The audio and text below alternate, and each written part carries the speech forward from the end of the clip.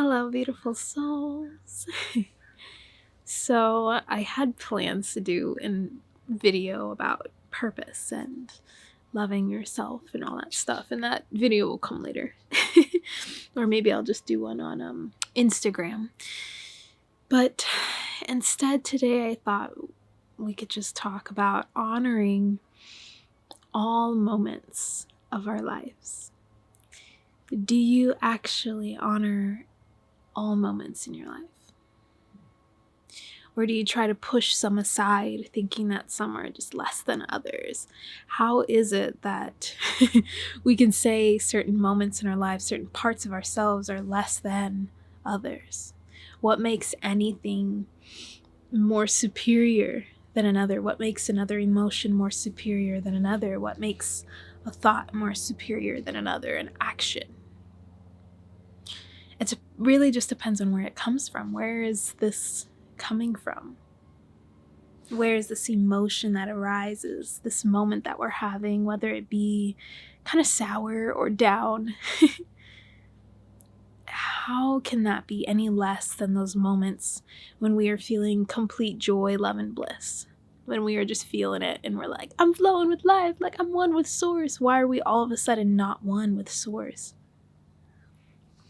And I feel like I just reiterate this all the time, but we need to remember it. Even in our moments of sadness, of defeat, when we may feel like we failed something, whatever the emotion is, it does not mean it's any less important than those moments when you are just feeling high off the ground. Those moments are just as important. So in this moment now, I'm really asking you to make an agreement with yourself to honor all aspects of you. So I'm talking about the mind, our thoughts, the ego, as well as our heart and soul and our body. All the shadow aspects of you, those shadow traits, those other attitudes that we may have, as well as all the love and all the creative gifts and the oneness that we hold within ourselves, all of those connections that we have with cosmic beings or angels or our guides, our higher self, whatever it is. Like, we are so dynamic, you guys. We have so much.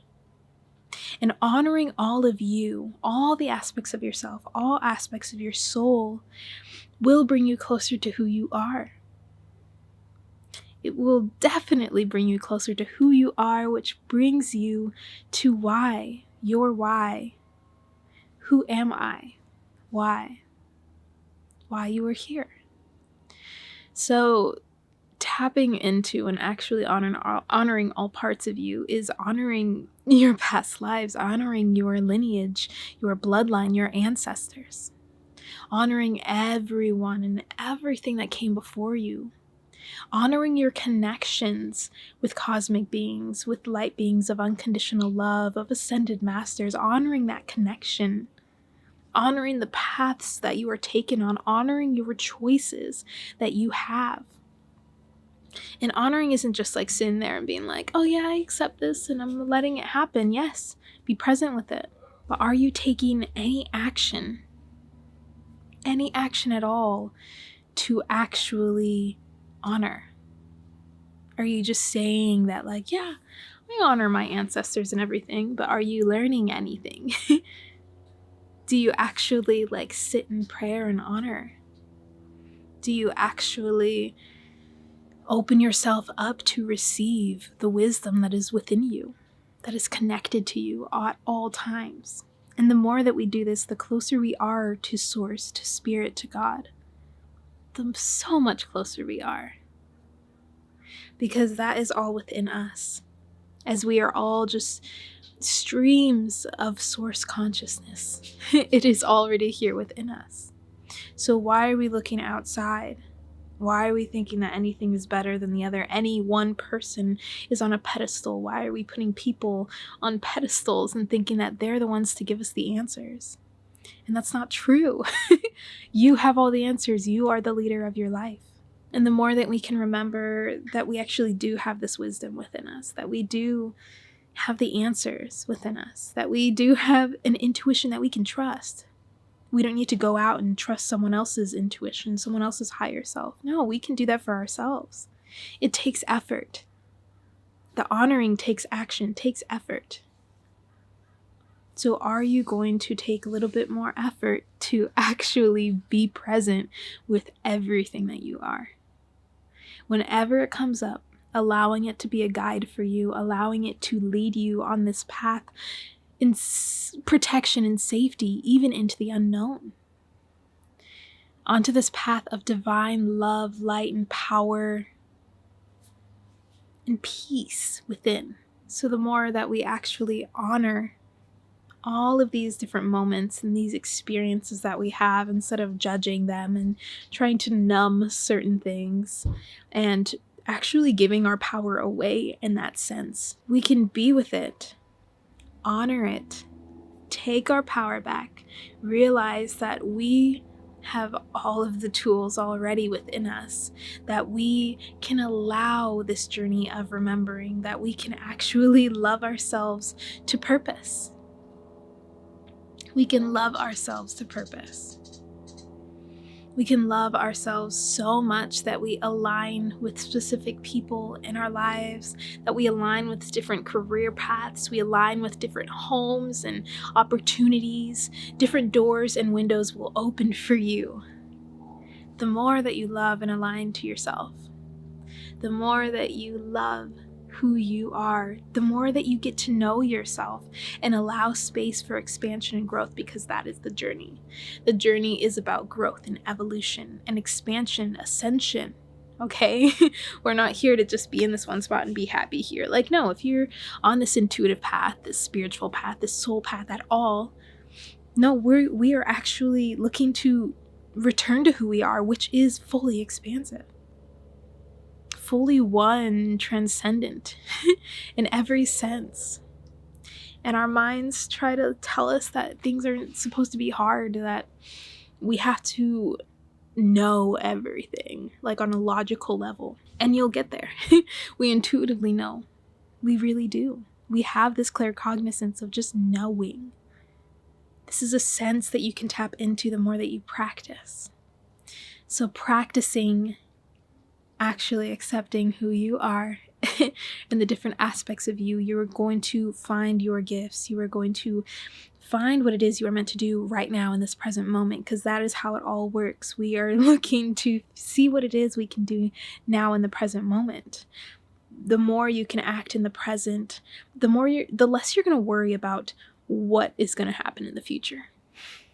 And you may have a sense of being like, oh, I see myself doing this and this and this. Yes.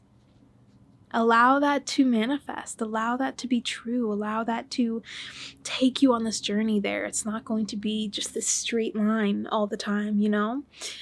We have many opportunities where we can create that line, but we have to remember that we're here to experience life. We're here to enjoy life.